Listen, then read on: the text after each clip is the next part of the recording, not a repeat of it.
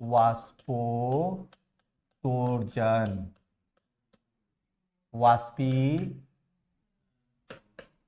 वाष्पीकरण। आधा तो जो पर रेफ नो, ठीक है ना।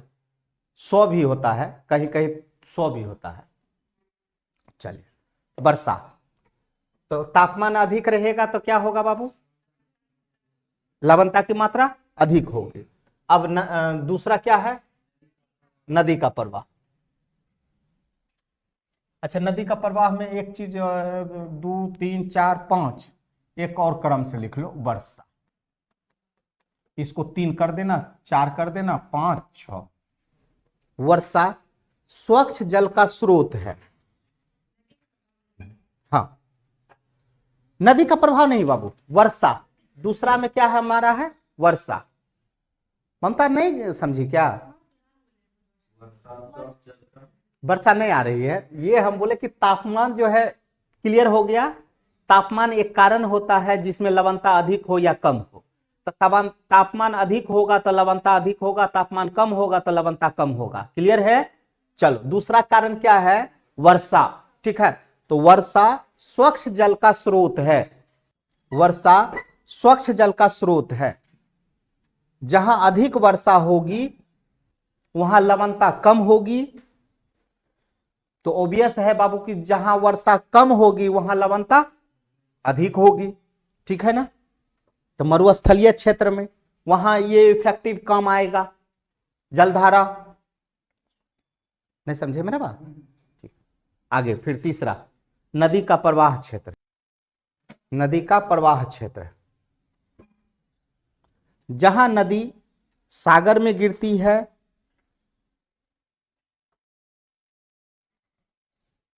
जहां नदी सागर में गिरती है या कोई झील नदी से जुड़ी हो तो, नदी से जुड़ी हो तो उस क्षेत्र में लवणता कम होती है। कोई दिक्कत? चलो नेक्स्ट, खुला क्षेत्र एवं बंद क्षेत्र। खुला क्षेत्र एवं बंद क्षेत्र। खुले सागर क्षेत्र में लवणता कम रहता है, जबकि बंद सागर क्षेत्र में लवणता अधिक मिलती है। लवणता अधिक मिलती है। नहीं, जैसे हम बोले कि अटलांटिक महासागर है ना, या भूमध्य सागर है ना। तो भूमध्य सागर क्या है? बंद है ना, बंद है। ठीक है ना। अटलांटिक महासागर खुला है। ठीक है ना। जैसे हम बोले वान झील, ठीक है, तो ये बंद है। बात समझ में है ना। कैस्पियन सागर, कैस्पियन सागर ये बंद है। ठीक है ना। तो अभी कैस्पियन सागर सब नहीं पढ़े थे? आगे, खुले सागर क्षेत्र में लवणता क्या होगी? कम होगी। अब बंद सागर क्षेत्र में क्या होगा? अधिक होगा। जैसे विश्व का सर्वाधिक जो है लवणता कहाँ है? मृत सागर। ठीक है, उत्तर सागर, काला सागर, भूमध्य सागर, लाल सागर, सागर में ये क्रम से है ना, अभी बता रहे हैं, अभी क्रम से बता देंगे। ठीक है, चलिए क्या थे हम लोग? हिम क्षेत्र। चलिए, हिम स्वच्छ जल का स्रोत होता है और हिम के पिघलने से, आप ही लोग बता दीजिए तो, यदि स्वच्छ जल का स्रोत होता है तो लवणता कम होगा कि अधिक होगा? कम होगा। हिम स्वच्छ जल का स्रोत होता है और हिम के पिघलने से उस क्षेत्र में लवणता में कमी आती है। लवणता में कमी आती है। देखना एकदम, जैसे हरिद्वार का पानी पियो गंगा का, और भागलपुर का पानी पियो, ठीक है, वहां ज्यादा होगा। ठीक है, कोई दिक्कत? चलो, जलधारा का प्रभाव। गर्म जलधारा, जलधारा का प्रभाव। गर्म जलधारा वाष्पोत्सर्जन को बढ़ाती है, जबकि ठंडी जलधारा कम करती है। तो गर्म जलधारा क्या किया बाबू? वाष्पोत्सर्जन को क्या किया? बढ़ाया। तो वहां पे लवणता कम होगा कि अधिक होगा? अधिक हो जाएगा। और जहां ठंडी जलधारा चल रही है वहां वाष्पोत्सर्जन को क्या कर रहा है? कम हो रहा है, तो वहां लवणता कम होगी कि ज्यादा होगी? क्लियर? अब नेक्स्ट आ जाइए, ऊपर हेडिंग दे दीजिए, विश्व में लवणता का वितरण। नंबर 1, वान झील। वान झील कहां है? तुर्की। टर्की। कितना लवणता है यहां? 340%। दूसरा, मृत सागर, ये दोनों बताए थे कि नहीं, जॉर्डन और इजराइल के बीच, यहां कितना है? 240%। और तीसरा, ग्रेट साल्टेक।